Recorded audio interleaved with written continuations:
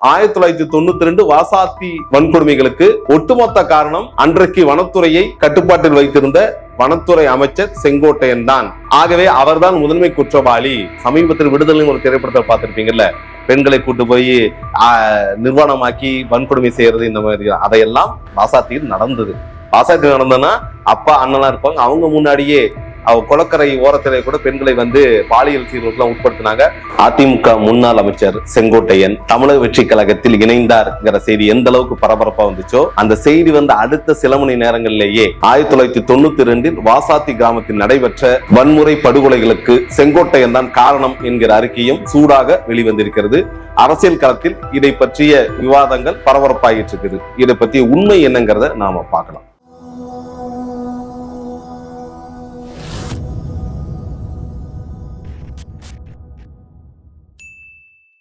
வாசாத்தி தமிழக வரலாற்றில் மறக்க முடியாத, மறக்கப்படக்கூடாத ஒரு சொல். வாசாத்திங்கிறது தருமபுரி மாவட்டத்தில் இருக்க ஒரு சின்ன மலை கிராமம், அரூர் தொகுதிக்கு உட்பட்டது. அந்த மலை கிராமத்தில் மலைவாழ் பழங்குடி மக்கள் தான் முழுமையாக வசிக்கிறார்கள். அதை ஒட்டிய பகுதிகளில் சில ஊர்கள் இருந்தாலும் வாசாத்தி இன்றளவும் ஒரு கிராமப்புறம் தான். 1991 அதிமுக ஆட்சி பொறுப்புக்கு வருது.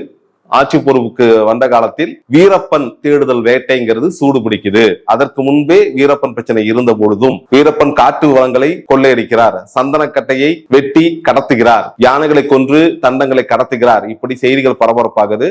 அதே நேரத்துல வனத்துறையினருக்கும் வீரப்பனுக்கு நடந்த சண்டைகள், அதில் சில வனத்துறை கொல்லப்படுவது, சில முக்கிய கடத்தப்படுவது, இப்படி தமிழ்நாடு பலவற்றை கண்டிருந்தவர்தான் வீரப்பன் தேடுதல் வேட்டைங்கிறது 92 அம்மையார் ஜெயலலிதா உத்தரவின் பேர்ல அதிதீவிரமா நடக்குது. ஆனா வீரப்பன் தேடுதல் வேட்டை அப்படிங்கிற பெயரை பயன்படுத்திக்கிட்டு காட்டில் வாழ்கின்ற மலைவாழ் பழங்குடி மக்கள் மீது வனத்துறை, காவல்துறை மற்றும் நிதி நிர்வாகத்துறையினர் நடத்திய கொடுமைகள் எண்ணில் அடங்கா. அதை குறித்து பல்வேறு புத்தகங்கள், ஆவணப்படங்கள் வெளிவந்திருக்கு. குறிப்பா வாசாத்தியில் நடந்த என்னன்னா, வீரப்பன் தேடுதல் வேட்டை ஈடுபட்டு இருக்கோம், வீரப்பனை தேடி வரும். அந்த வாசாத்தி கிராமத்துல வீரப்பன் சந்தனக்கட்டைகளை பதுக்கி வச்சிருக்காரு, அங்க இருக்க பழங்குடி மக்கள் வீரப்பனுக்கு உதவுறாங்கன்னு எங்களுக்கு ஒரு துப்பு கிடைச்சிருக்கு.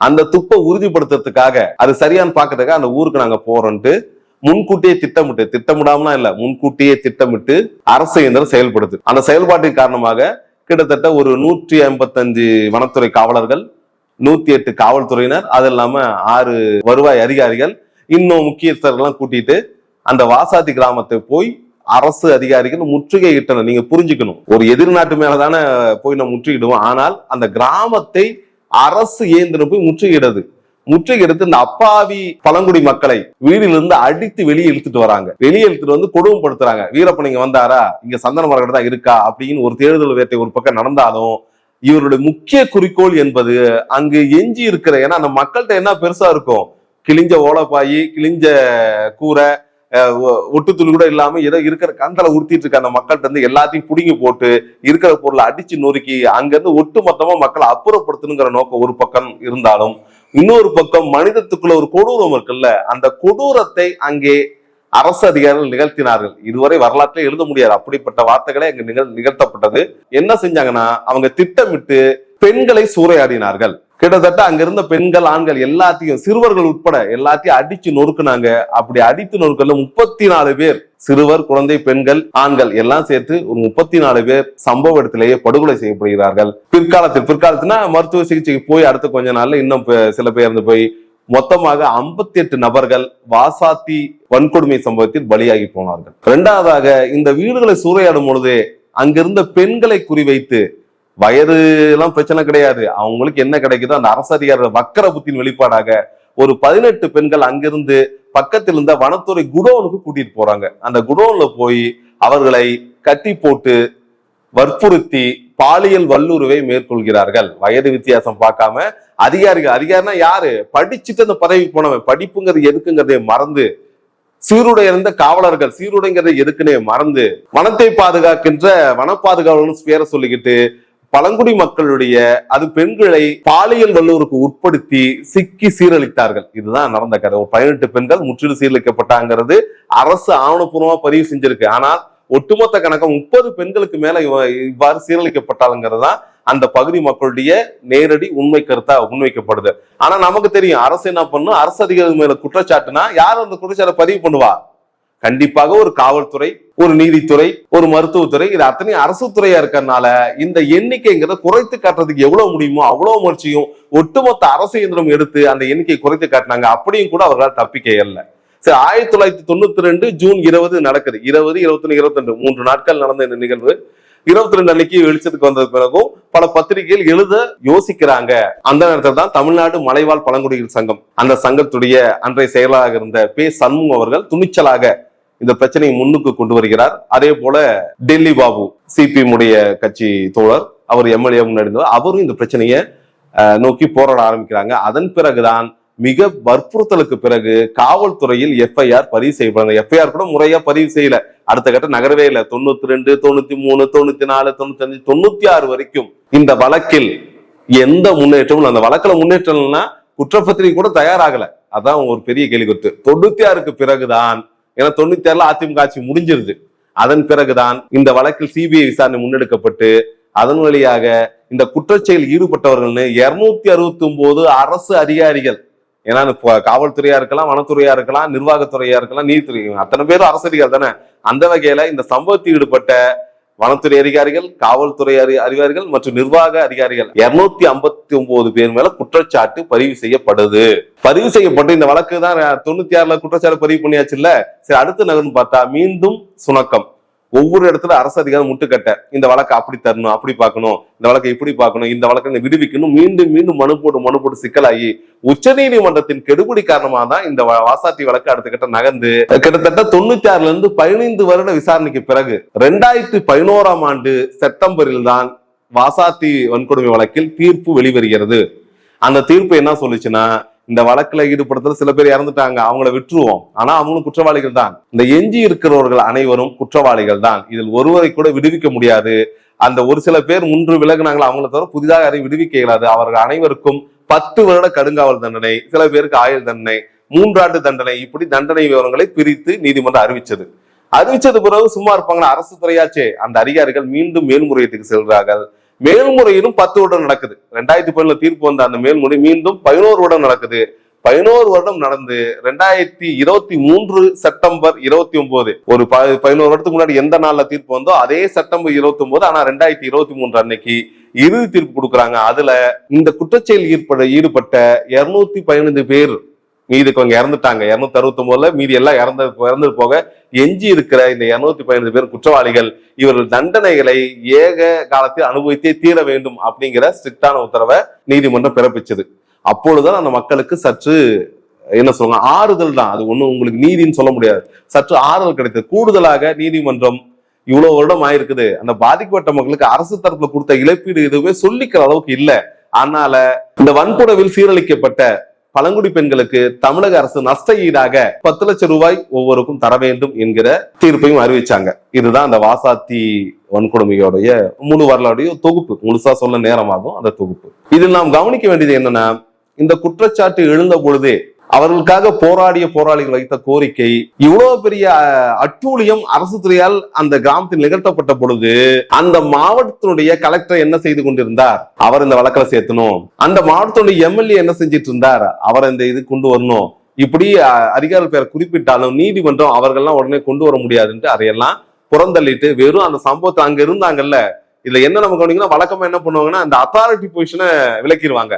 யாரெல்லாம் அந்த அஃபென்ஸ் பொசிஷன் அங்க இருந்தாங்களோ அவங்கள மட்டும் விசாரணைக்கு உட்படுத்தினா போதுங்கிற ஒரு நேக்கு போக்கான நடவடிக்கையில அரசு அதிகாரிகள் முக்கியமான தப்பிக்க விட்டுட்டு எஞ்சியவர்கள் மேல இந்த வழக்கு தொடுக்கப்பட்டதா அன்னைக்கே பேசிட்டு இருந்த காலகட்டத்தில் கூட 1992 வாசாத்தி வன்கொடுமைகளுக்கு ஒட்டுமொத்த காரணம் அன்றைக்கு வனத்துறையை கட்டுப்பாட்டில் வைத்திருந்த வனத்துறை அமைச்சர் செங்கோட்டையன் தான். ஆகவே அவர்தான் முதன்மை குற்றவாளி. அவர் கண்டிப்பாக வனத்துறை அமைச்சர் பதவியிலிருந்து விலக வேண்டும், செங்கோட்டையன் மீது நடவடிக்கை எடுக்க வேண்டும் என்று சிபிஎம் கட்சி உட்பட அனைத்து கட்சிகளும் வற்புறுத்திய போதும், வலியுறுத்திய போதும், கோரிக்கை வைத்த போதும், கருணை உள்ளம் கொண்ட அம்மான்னு சொல்றாங்கல்ல, அந்த அம்மையார் ஜெயலலிதா சற்றும் கலங்காத அதை பத்தி கண்டுக்கவே இல்லை. இதை தாண்டி இதை பற்றி விவாதங்கள் அங்கே சட்டப்பேரவை வந்த பொழுது செங்கோட்டையன் அவர்கள் அது ஏதோ ஒரு சின்ன தவறு நடந்துச்சு, அதையே பெருசுப்படுத்துறீங்கன்னு தவிர என்றைக்கும் செங்கோட்டையன் அவர்கள் வாசாத்தி மக்களுக்கு ஆதரவாகவோ இல்ல பாதிக்கப்பட்ட தரப்பு ஐயோ இப்படி நடந்துருச்சு, என்னுடைய மக்கள் தானே, அந்த பெண்கள் இப்படி செயலிக்கப்பட்டிருக்காங்க பதர்ந்தா எந்த செய்தியும் பார்க்கல. இதெல்லாம் அன்றைக்கு நடந்த நிகழ்வு. கிட்டத்தட்ட 92ல நடந்த நிகழ்வுக்கு 2023 தான் தீர்ப்பு கிடைச்சிருக்கு. நம்மளுடைய நீதி பரிபாலனத்துடைய வழி இது. சரி, அந்த வாசாத்தி பிரச்சனை அப்ப நடந்தது ஏன் இப்போ எதிரொலிக்குது? நாம கேட்போம்ல, இங்க அடிச்சு அங்க வலிக்குமா அப்படின்னு ஒரு பட இலக்கு மாதிரி. ஏன் அந்த பிரச்சனை இப்போது ஒலிக்கிறது என்றால், அதிமுகவுடைய முன்னணி தலைவராக செங்கோட்டை அதற்கு பிறகும் இருந்தால் இல்ல, பெரிய வேடிக்கை 92க்கு பிறகு பலமுறை சிபிஎம் கட்சி அதிமுக கூட்டணியில் சேர்ந்திருக்கு. அப்ப கோபிச்செட்டிப்பாளையத்துல செங்கோட்டையன் போட்டிக்கிறாரு. கோபிச்செட்டிப்பாளையத்தில் செங்கோட்டையனுக்கு ஆதரவாக யாரெல்லாம் செங்கோட்டையை ஏற்றி போர்க்கொடி தூக்கினாரோ அவரெல்லாம் செல்ல வேண்டிய கட்டாயம். அது கூட்டணி கணக்கு, அதை பெருசா விவாதிக்க விரும்பல. கூட்டணி கணக்குன்னு தள்ளிட்டு போயிட்டாலும் தற்போது ஏன் அது முதன்மையா வருதுன்னா, தற்போதைய சூழலில் பிஜேபிக்கு எதிராக திமுக கூட்டணி, ஏன்னா இந்தியா கூட்டணி பேருக்கு சொல்லிக்கிட்டாலும் இங்க தமிழ்நாட்டுல திமுக தான் தலைமை. இந்த திமுக கூட்டணி கட்சிகள் அனைத்தும் திமுகவை வலுப்படுத்த வேண்டும், அதன் வழியாக தங்களது வெற்றியை சாத்தியப்படுத்திக் கொள்ளலாம், பிஜேபி வீழ்த்தி விடலாம் என்ற நம்பிக்கை செயல்பட்டு இருக்கிற காலத்தில் அதிமுகவின் பெரிய தலை என்று கருதப்பட்ட செங்கோட்டையன் அவர்கள் அங்கிருந்து விலகி இதில் ஏதோ ஒரு கட்சிக்கு வந்திருந்தால் இந்த வாசாத்தி விவகாரம் வெளிச்சத்துக்கு வந்திருக்காரு. இதை நம்ம உண்மையா ஒத்துக்கணும். ஆனா அவர் எதிர்பாராத விதமாக, அவர் பிஜேபி போயிருந்தாலும் விஷயம் வெளியே வந்திருக்கும். ஆனா அவர் எதிர்பாராத விதமாக தமிழக வெற்றி களத்தை போய் இணைந்த உடனேயே அவர் அன்னைக்கு தப்பு செஞ்சவர் தெரியுமா? எப்படி இந்த பிஜேபி ஒரு வாஷிங் மிஷின் வச்சிருக்குல்ல, பிஜேபி அஜித் பவாரை கடுமையா குற்றச்சாட்டுச்சு. எங்க ஆட்சிக்கு அவர் ஜெயில போய் மாவாட்டணும் அப்படின்னு கூட பேசினாங்க. ஆனா அஜித் பவார் ரொம்ப திறமையா சொல்லுவாங்கல்ல, இந்த அக்காவை வச்சு பேக்கரி கடை வாங்குற மாதிரி அஜித் பவார் தன்னுடைய கட்சியே கொண்டு போய் பிஜேபி அடமானம் வச்சுட்டாரு. அதே போலதான் இங்கேயும் நடந்துட்டு இருக்கு. இங்கேயும் முன்னாள் இந்நாள், ஏன்னா இன்னைக்கு கூட அதிமுகவுடைய முன்னாள் சட்டமன்ற உறுப்பினர் ஒருவர் திமுகவில் இணைந்திருக்கிறார். அவர் மீது குற்றச்சாட்டு உண்டான உண்டு.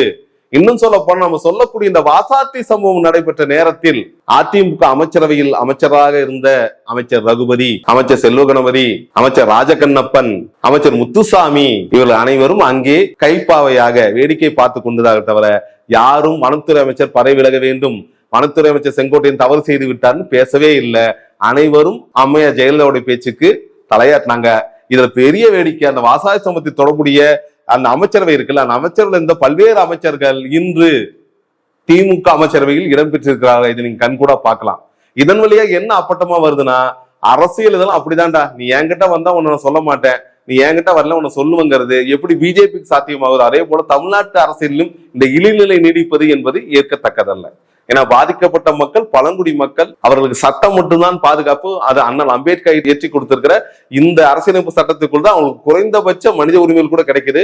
அதையும் தாண்டி ஒரு அரசே அவர்கள் மேல அழிச்சாட்டை நடத்தியிருக்கு. அந்த அழிச்சாட்டை நடத்திய அரசை அன்று ஆண்டு கொண்டிருந்த அமைச்சர்கள் அனைவரும் எனக்கு திமுக இருக்காங்கிறது மிகப்பெரிய விவாதத்துக்குரியதான். அந்த வகையில் தமிழக வெற்றி கழகத்தில் சென்று செங்கோட்டை அவர்கள் இணைந்த பிறகுதான் இந்த வாசாத்தி விவகாரத்தை இவ்வளவு பூதகரமாக அனைத்து தரப்பிலும் பேச ஆரம்பிச்சிருக்காங்க. இது ஜனநாயகமான முறைதான். ஜனநாயக வழிப்படி செங்கோட்டையன் கண்டிக்கத்தக்கவர், தண்டிக்கத்தக்கவர். அந்த குற்றச்சாட்டுக்கு அவர் பொறுப்பேற்றுக்க வேண்டும். தற்போது கூட காலம் கெட்டவில்லை, அவர் பொறுப்பேற்றுக் கொள்ள வேண்டும். நடந்த உண்மை இன்னும் நம்ம சொன்ன மாதிரி வாசாத்தில எழுதப்பட்டவை சில பக்கங்கள் தான், ஆனா எழுதப்படாத புத்தகங்கள் இன்னும் பலருக்கு வாசாத்தி வன்கொடுமையில அதை வெளிச்சத்துக்கு கொண்டு வரணும்னா, அன்னைக்கு அமைச்சரா இருந்த செங்கோட்டையன் இன்று வாய் திறந்தால் கூட அந்த மக்களுக்கு இதுவரைக்கும் கிடைச்சதுக்கு தீர்ப்பு தான், அந்த மக்களுக்கு நீதி கிடைக்கும். அந்த நீதி என்பது எதிர்கால சந்ததியிற்கு, அதாவது எதிர்காலத்தில் வர அரசு அதிகாரிகளுக்கு ஒரு பாடமா கூட அமையுங்கிறது தான் நம்மளுடைய எதிர்பார்ப்பா இருக்கு. அந்த வகையில தமிழக அரசியலையும் சந்தர்ப்பம் சார்ந்து ஒரு செய்தியை பெரிதாக்குவதும் சிறிதாக்குவதும், ஒருவேளை நம்ம ஒரு விளையாட்டுக்கு வச்சுக்குவோம், செங்கோட்டையன் திமுக சேர்ந்திருக்கட்டும், என்ன நடந்திருக்குன்னா அதை உங்களுடைய கற்பனைக்கே விட்டுரு, நீங்களே யோசிச்சுக்கோ. செங்கோட்டையன் திமுக சேர்ந்திருந்தா கூட்டணி கட்சிகள் என்ன பேசியிருக்கு, திமுக அவர் எப்படி வாழ்த்தி வரவேற்றிருக்கும், சேர்த்த மாட்டேன் சொல்ல மாட்டாங்க. நாளைக்கு அண்ணாமலை கிளம்பி வந்தாலும் திமுக கதவு திறந்தான் இருக்கும். ஏன்னா என்ன சொல்லுவாங்கன்னா, முன்னாடி ஒரு பிற்போக்கா இருந்தாரு, இன்னைக்கு முற்போக்கா மாறி இருக்காரு. இது திமுக நான் சொல்றது இன்னைக்கு ஆளுங்கட்சியா இருக்குனால, ஒருவேளை அதிமுக ஆளுங்கட்சியா இருந்தாலும் இதுதான் நடக்கும். இந்த ஆளுங்கட்சி தரப்புங்கிறது எப்பொழுதும் என்ன பண்ணணும்னா, தேர்தல் ஆதாயங்களை நோக்கி தான் நகர்ந்து தவிர மக்களுடைய கஷ்டங்களை வெறும் இழப்பீடு வழியாக பூர்த்தி செய்யப்பட்டு விடலாங்கிற கருத்தாக்க இருக்கு. அதைத்தான் நம்ம கண்டிக்கிறோம். மக்களாட்சி என்பது மக்களுக்கு தான் அதிகாரம், மக்களை வழிநடத்துகிற இந்த அரசுக்கு உதவிகரமா அந்த வேலை செய்யறதுதான் அரசியல்வாதிகள் வேலையே தவிர இவர்கள் ஒன்றும் மக்களுக்கு எஜமானர் இல்லை. அந்த வகையில் எந்த அரசியல்வாதி தவறு செய்திருந்தாலும் அதை அப்பட்டமாக வெளிச்சமிட்டு காட்டுவதற்கும், அதை எந்த தயவதாட்சனை கூட்டணி தர்மம் என்ற ஒன்று கிடையவே கிடையாது. மக்களுக்கு தான் தர்மம் உண்டு. ஆனால் மக்களுடைய மனசாட்சிக்கு பயந்து வேலை செய்ய வேண்டும் என்பதுதான் அரசியல்வாதியை தீர்க்கமாக கொள்கையா இருக்க வேண்டும்.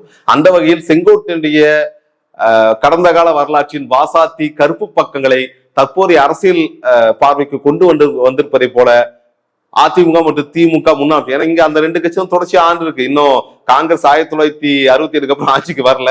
அதனால தமிழ்நாட்டை பொறுத்த வரைக்கும் அவங்க காங்கிரஸ் சொல்றதுக்கு தற்போது நேரடியாக மறைமுகமா நிறைய இருக்கு, அவங்க செஞ்சிடலாம். நேரடியாக எந்த வாய்ப்பும் தமிழ்நாட்டு அரசுக்கு இல்லாத சூழலில் பழைய அமைச்சர்கள் இன்றைய அமைச்சர்கள் என்று இருக்க வேண்டாம். எந்த அமைச்சர் தவறு செய்தாலும், எந்த அதிகாரி தவறு செய்தாலும் அதை சட்டத்தின் முன் நிறுத்தி அவர்களுக்கு தகுந்த தண்டனையும் மக்களுக்கு நீதியும் பெற்றுத் தரும்போதுதான் அரசியலை மக்கள் நம்ப ஆரம்பிப்பார்கள். இல்லை என்றால் ஜென்சி, ஜென் ஆல்பா என்று அடுத்த தலைமுறைகள் வந்து கொண்டிருக்கிறார்கள். அவர்கள் தற்போதைய அரசியல் போல் இருக்க மாட்டார்கள். அவருடைய அரசியல் என்பது நமது கையை விட்டு இந்த ஆட்சி அதிகாரம் முதிகள் கைக்கு சென்று சேரும் வழியாக அமைந்துவிடும். அது நடவாமல் காப்பது தற்போதைய ஜனநாயக இடதுசாரி மனித உரிமை செயல்பாடுகளின் முதன்மை பணியாக அமையும்.